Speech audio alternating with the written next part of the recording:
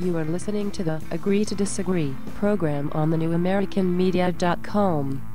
We are resuming our show here with Marc Claire of lionsofliberty.com and Blake Wally with freedomizerradio.com. And we're chit-chatting about why we care about what we care about. I can say I had yelled at my television long enough under Bush and under Obama with Obamacare and the housing crisis and just everything that's been happening with the NDAA and more. I need to have my outlet. That's why we started the newamericanmedia.com, and that's why we're trying to connect with people like you guys with what you're doing. And I want to pose this question to Blake Wally of Freedomizer Radio first, and then we'll get Marc Claire with Lions of Liberty's take.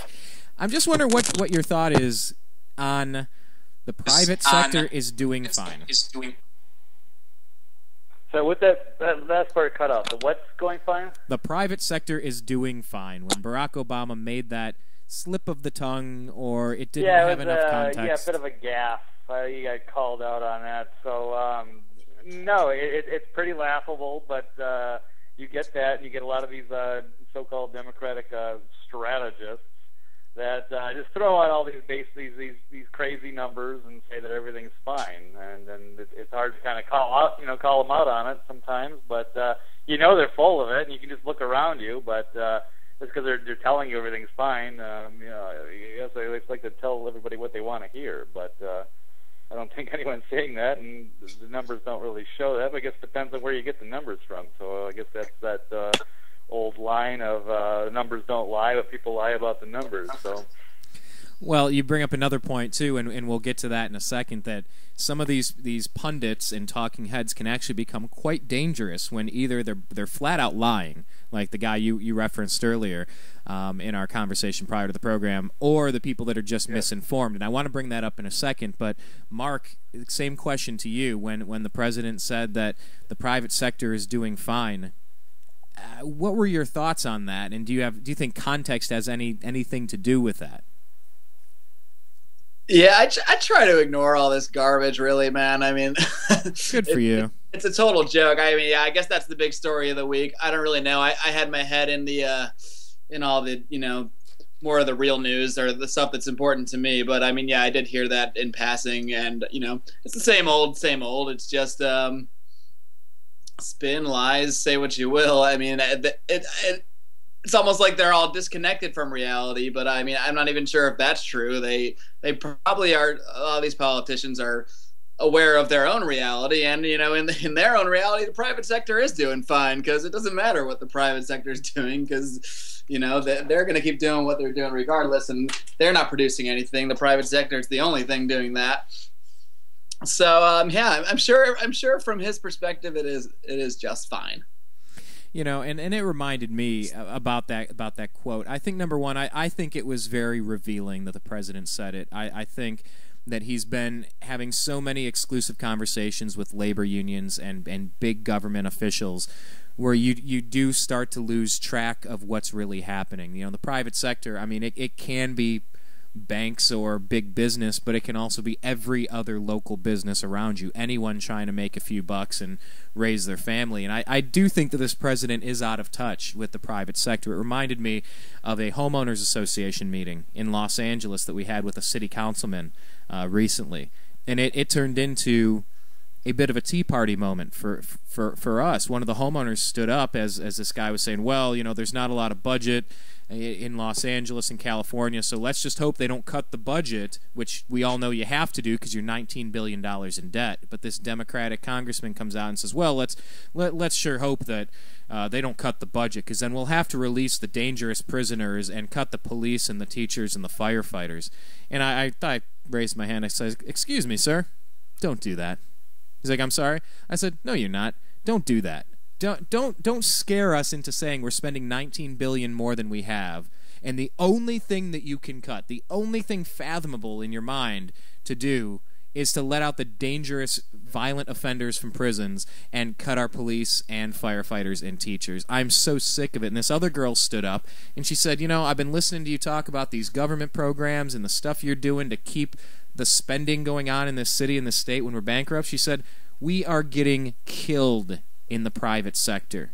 You're out here talking to us about the public sector, and we're getting killed in the private sector. So for me, it kind of came around like 2 years full circle on the comment, and it meant a lot to me having heard that Tea Party moment out here in Los Angeles. If any of you wanted to comment on the context there. Sorry. No, it is disturbing when they try to pull that stuff. I mean, they could borrow money all the time out of thin air, and then every time someone calls them out, then they're going to try, threaten to take all the way to the major things that people agree upon and get rid of, police and teachers and fire departments, and let all the prisoners out of jail. Like, they're going to have to shut things down. Like, the money has ever been that tight before. Whenever they, any other kind of program, if they get something invested in, it doesn't matter. They can always print more or borrow more. Yeah, this is what these guys do.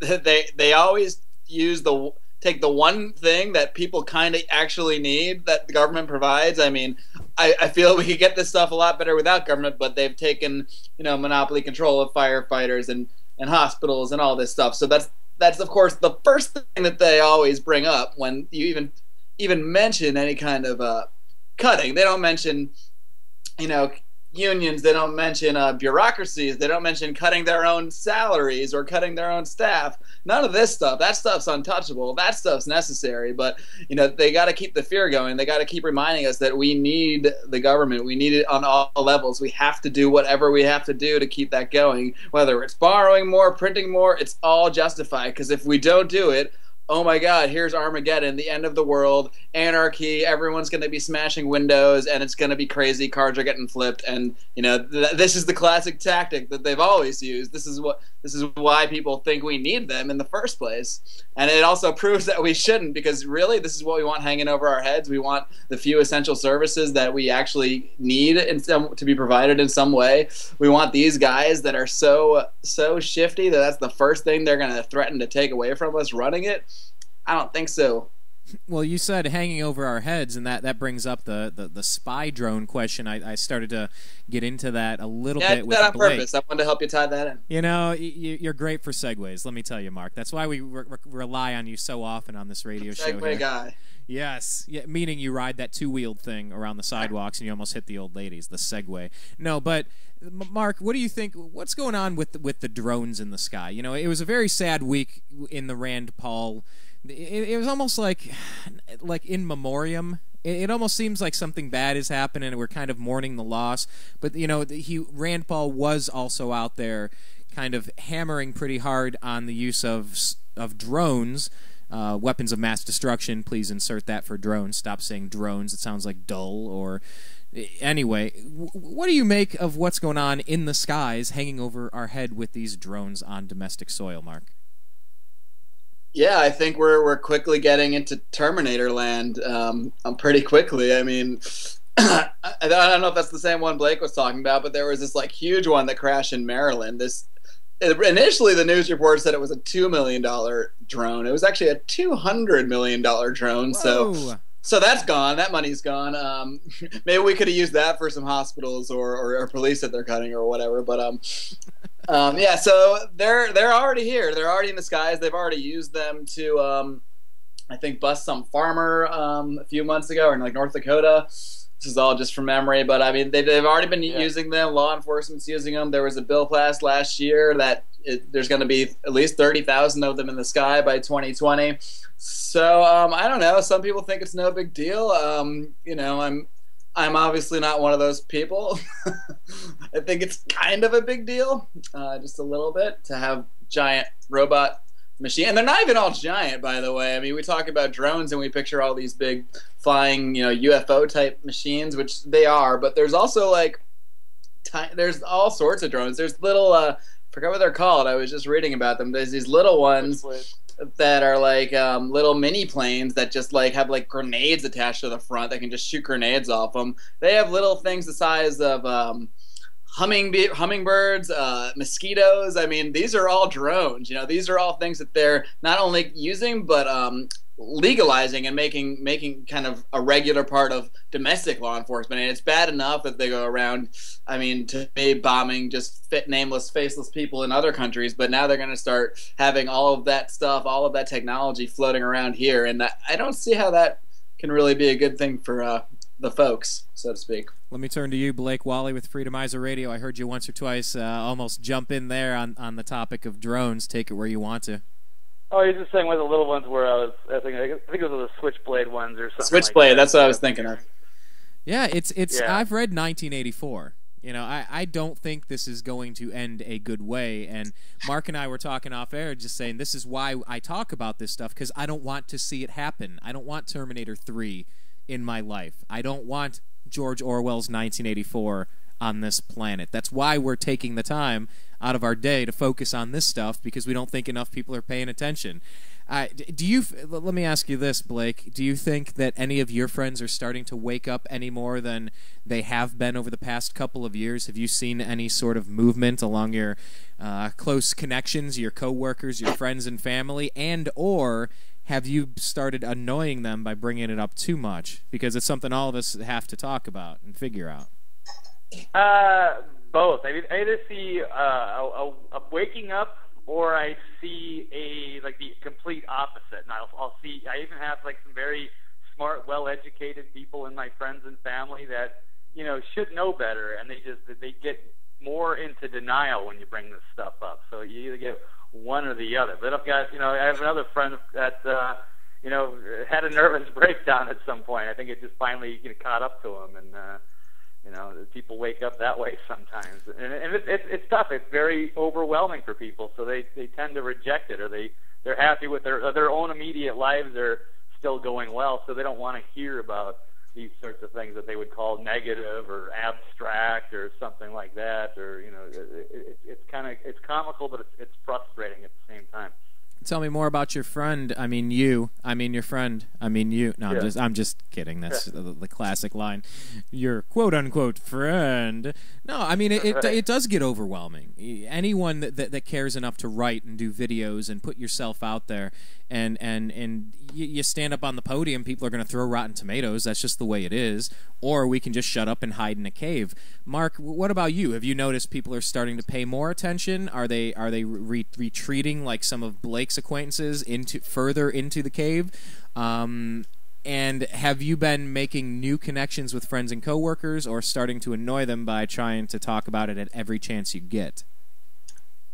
Yeah, I think I would say similar to Blake. I mean, it's kind of both. For sure, it's that people are definitely becoming more aware of these things, and these things that we're talking about, Federal Reserve, the police state, things like that I never even thought were conversations I would have, let alone, have a website about it, be on the radio about it. There's no doubt, it's night and day between, say, 5 or 6 years ago when I would just sit in my apartment and just reading LouRockwell.com and getting mad, and that was the end. That was the extent of things. So it's absolutely changing. People are definitely talking and becoming more aware. At the same time, when you're so incredibly passionate about some things and you feel the seriousness of the situation, I mean, you see the amount of debt accumulating, you see the amount of money they print, from history and from everything that we've read and studied that can only be bad. I mean, there's no way this is going to turn out well. We don't know exactly how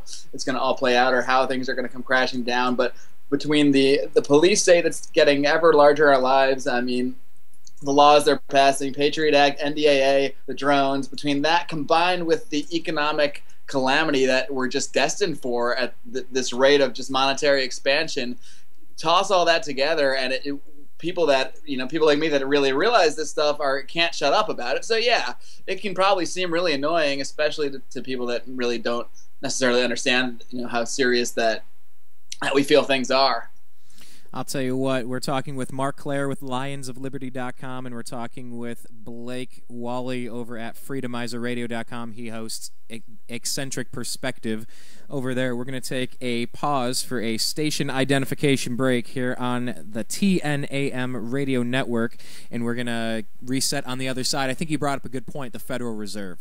I think there's maybe a place we can chit-chat for this next segment here, and we'll split this up and put it on its own up on the YouTube channel. If you're watching on YouTube, please click that little subscribe button, because then you will get our sports updates, our political show updates, our live interviews. We put a lot of content out there, and we thank you for continuing to make hundreds and hundreds and hundreds of original, unique visits every single day. The amount of progress we're making on the YouTube site is quite astounding, so thank you for that. But please click subscribe, and if you haven't found us on Twitter, we're at American_media_. We'll be right back talking with Blake Wally and Marc Clair. You are listening to the Agree to Disagree program on the newamericanmedia.com.